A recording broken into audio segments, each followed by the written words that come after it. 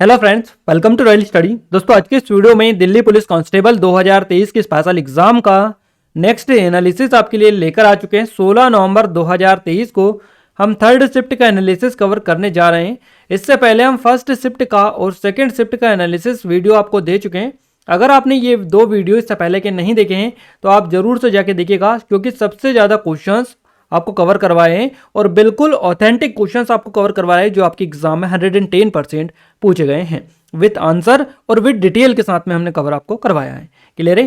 तो इस वीडियो को भी पूरा लास्ट तक देखिएगा, क्योंकि काफ़ी अच्छे खासे क्वेश्चंस हमें मिल चुके हैं। और गाइज, अगर आप चाहते हैं कि इस वीडियो की PDF फाइल आपको मिले तो आप हमारी एप्लीकेशन को डाउनलोड कर लीजिएगा। टेलीग्राम चैनल और ग्रुप को ज्वाइन नहीं किया है तो टेलीग्राम को जाकर ज्वाइन कर लीजिएगा। डिस्क्रिप्शन में लिंक मिल जाएगी आपको। और जितनी भी करंट की अपडेट होती है और आपकी वैकेंसी से रिलेटेड, एग्जाम से रिलेटेड अपडेट होती है, हम सबसे पहले टेलीग्राम पर ही अपडेट करते हैं। तो डिस्क्रिप्शन में लिंक है, आप जरूर से विजिट करिएगा।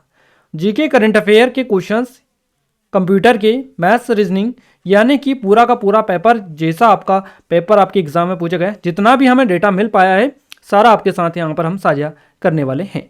और आपका अगर आगे आने वाले दिनों में एग्जाम है तो आप हमें इन नंबर पर अपने क्वेश्चन जरूर सेंड करें ताकि हम आपको सटीक एनालिसिस दे पाएं। क्लियर है गाइस? तो आइए स्टार्ट करते हैं फटाफट बिना किसी देरी के। देखिए, जीके करंट अफेयर से स्टार्ट करते हुए हम आगे बढ़ेंगे।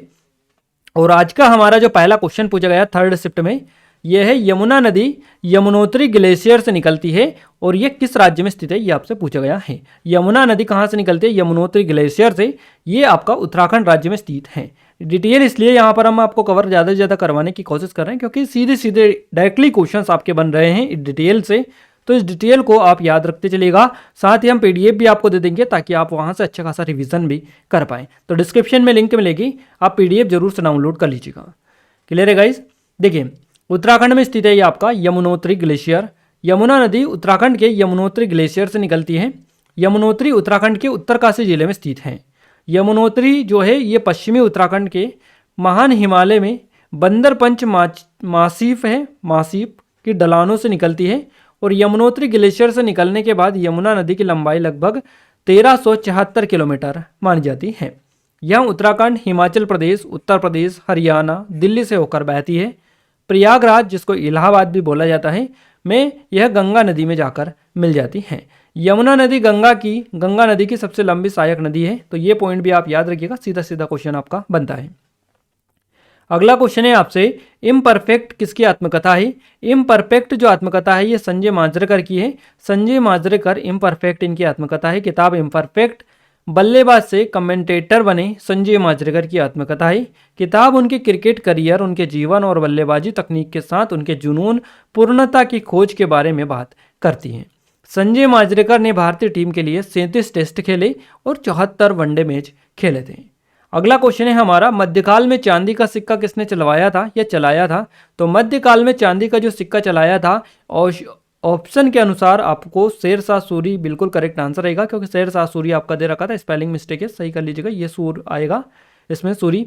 तो शेरशाह सूरी ने इसको चलवाया था। शेरशाह सूरी ने चांदी का एक सिक्का जारी किया था जिसे रुपया की संज्ञा इन्होंने दी थी, और यहाँ 178 अनाज के वजन के बराबर था। आधुनिक रुपये का अग्रदूत ये माना जाता है। शेरशाह सूरी का असली नाम फरीद खान था और उन्होंने शुरुआती सालों में लोधी सल्तनत सेना में काम किया था। शेरशाह ने चांदी का एक सिक्का जारी किया था जिसे रुपया की संज्ञा दी गई, और ये आप देख सकते हैं, ये डिटेल आपकी है।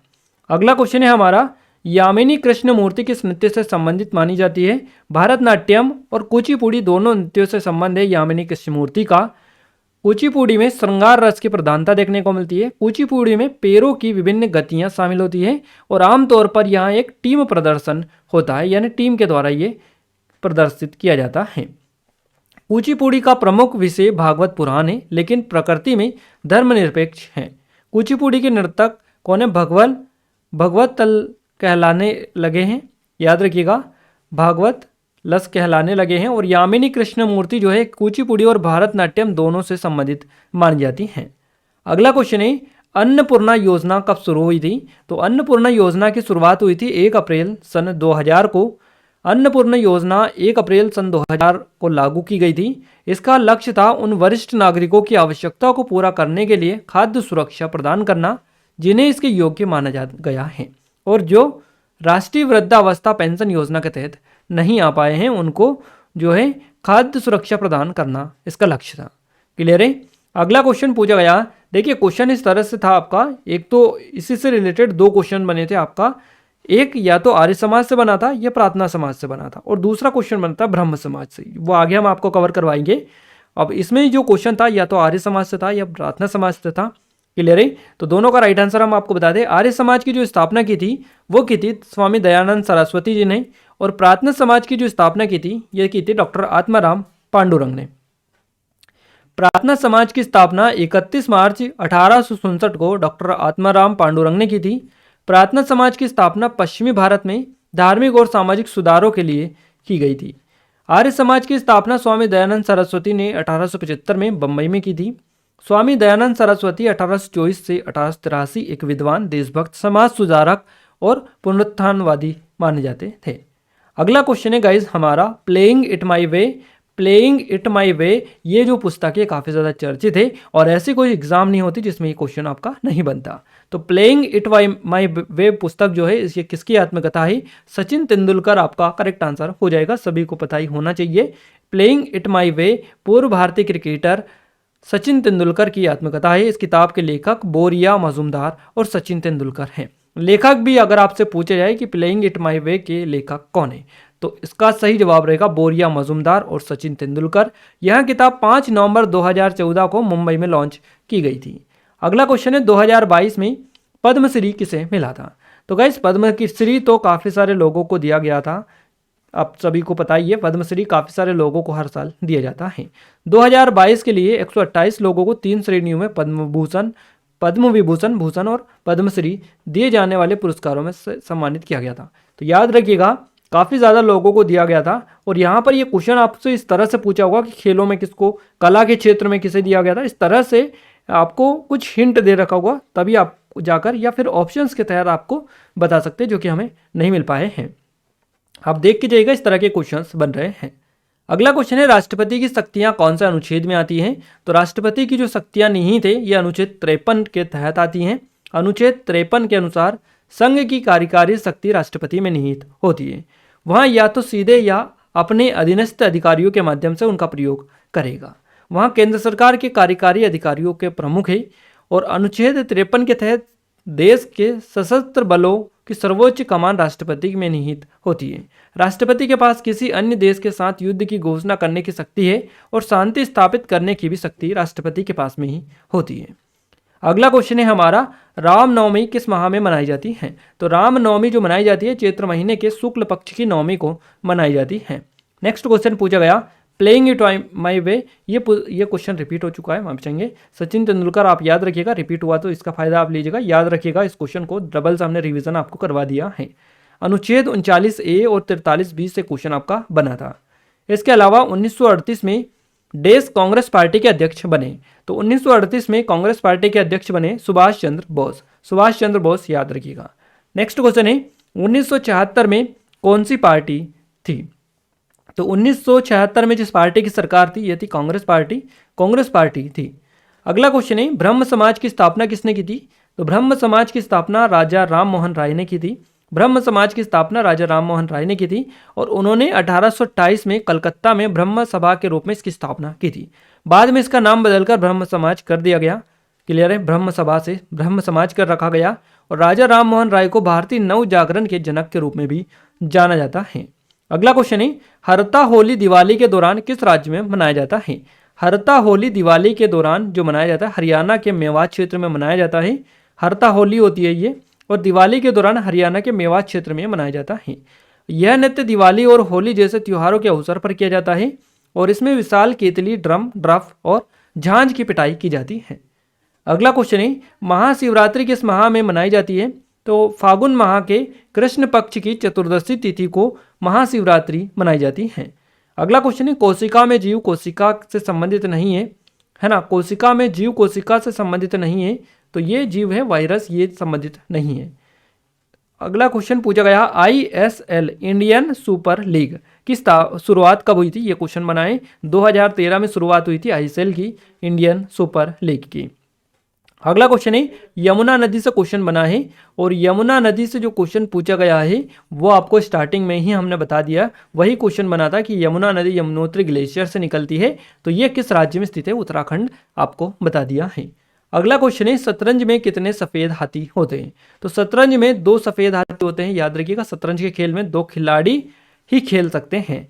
दोनों खिलाड़ी के पास राजा, वजीरा, 2 हाथी, 2 घोड़े, 2 ऊंट और 8 सैनिक होते हैं। क्लियर है। तो याद रखिएगा इस तरह से क्वेश्चन आपके बन रहे हैं। अगला क्वेश्चन पूछा है आर्टिकल 51 से अनुच्छेद 51 से पूछा था और ये किससे संबंधित है, तो अंतर्राष्ट्रीय शांति और सुरक्षा को बढ़ावा देता है।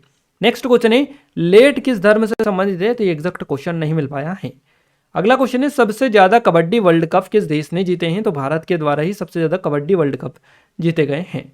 नेक्स्ट क्वेश्चन है भारतीय वॉलीबॉल संघ की स्थापना कब हुई थी, 1951 में हुई थी भारतीय वॉलीबॉल संघ की स्थापना। अगला क्वेश्चन है मौर्य के शासनकाल में व्यापार को ये इससे रिलेटेड था कितने भागों में मार्गों से होता था व्यापार, या 2 कौन कौन से व्यापार क्या बोला जाता था, आंतरिक व्यापार, बाह्य व्यापार, या केंद्र कौन से थे। इन तीनों में से एक क्वेश्चन आपका बना था, तो तीनों हमने डाल दिए हैं। देखिए मौर्य काल में व्यापार जल और स्थल दोनों मार्गों से होता था। क्लियर है। मौर्य काल में आंतरिक और बाह्य व्यापार होता था। आंतरिक व्यापार के प्रमुख जो केंद्र थे ये तक्षशिला, काशी, उज्जैन, कौशाम्बी, तोसली, कलिंग राज्य की राजधानी, तो ये जो थे ये आंतरिक व्यापार के प्रमुख केंद्र हुआ करते थे मौर्य काल में। अगला क्वेश्चन है मंत्रिपरिषद राष्ट्रपति को सलाह किस अनुच्छेद के तहत देता है, तो अनुच्छेद 74 के तहत, अनुच्छेद आर्टिकल 74 के तहत मंत्रिपरिषद जो है राष्ट्रपति को सलाह देती है। किस घराने से, यानी कि घराने से रिलेटेड भी क्वेश्चन पूछा गया है जो कि एग्जैक्ट यहाँ पर नहीं मिल पाया है। अगला क्वेश्चन है डोल यात्रा उत्सव किस राज्य में मनाया जाता है। डोल यात्रा जो उत्सव मनाया जाता है ये पश्चिम बंगाल में मनाया जाता है। पश्चिम बंगाल आप याद रखिएगा। और गाइज मैं एक चीज आपको बता दूं, आपको जो हमने स्टार्टिंग में नंबर दिए 7999, मैं आपको दोबारा से यहाँ पर लिख देता हूँ, आप नोट डाउन कर लीजिएगा नंबर को 7999087885। इन नंबर पर व्हाट्सएप पर आप हमें अपने क्वेश्चन सेंड करें। इससे क्या होता है गाइस, देखिए हम आपको ऊपर मतलब कुछ क्वेश्चंस की डिटेल बता रहे हैं और बाकी सभी की नहीं बता पा रहे हैं। उसका रीज़न ये है गाइस कि हम क्वेश्चंस कलेक्ट करने में क्वेश्चंस मिलते हैं, हमें थोड़ा लेट मिलते हैं, तो उसकी वजह से काफ़ी ज़्यादा लेट हो जाते हैं हम क्वेश्चंस को कलेक्ट करते करते। इस वजह से हम सारे क्वेश्चंस की डिटेल नहीं डाल पाते हैं। क्या होता है कि वीडियो ज़्यादा और लेट हो जाता है और आप काफ़ी टाइम से वेट कर रहे होते हैं, आप सभी की डिमांड रहती है उसकी वजह से। तो आपका जिनका भी एग्जाम हो आप हमें एग्जाम सेंटर से निकलने के तुरंत बाद क्वेश्चन सेंड करें, ताकि हम आपको सारे जो क्वेश्चन जितने भी मिल पाए उनको पूरी डिटेल के साथ में आपको एक्सप्लेन कर पाएँ। क्लियर है। तो उससे भी ज़्यादा से ज़्यादा आपको बेनिफिट होगा, ज़्यादा से ज़्यादा फायदा आपको होगा। क्लियर है। तो आप थोड़ा सा इस चीज़ का विशेष ध्यान रखिएगा। क्लियर है। और ज़्यादा शेयर करें गाइस ताकि हमें सपोर्ट मिले, और जितना ज़्यादा सपोर्ट मिलेगा उतनी एडवांस हम आपके लिए पूरी डिटेल के साथ जो है आपको कवर करवाएंगे। अगला क्वेश्चन है दक्षिणी बिंदु पर स्थित बंदरगाह कौन सा है। दक्षिण बिंदु पर स्थित जो बंदरगाह है इसका नाम है तूतीकोरिन बंदरगाह, याद रखिएगा। नेक्स्ट क्वेश्चन है शिशुपाल वध के लेखक कौन है। तो शिशुपाल जो वध है इसके लेखक है महाकवि माघ। ये एक पुस्तक है शिशुपाल वध पुस्तक, इसके लेखक कौन है, तो महाकवि माघ। अगला क्वेश्चन है 86वां संशोधन के समय किस सरकार का कार्यकाल था। तो अटल बिहारी वाजपेयी की सरकार थी, ये करीबन 2002 के टाइम पर हुआ था 86वां संशोधन, और इस टाइम पर अटल जी की सरकार हुआ करती थी। गुलाम, ये आपका साइंस से रिलेटेड क्वेश्चन है, इससे रिलेटेड क्वेश्चन बना था। नेक्स्ट क्वेश्चन है गौतम बुद्ध के वंश का नाम क्या था। तो इक्ष्वाकु वंश, क्षत्रिय शाक्य कुल इनके वंश का नाम है। नवरात्रि किस माह की तिथि को मनाया जाता है। तो अश्विन माह के शुक्ल पक्ष की प्रतिपदा तिथि से 9 दिनों तक ये मनाई जाती है नवरात्रि।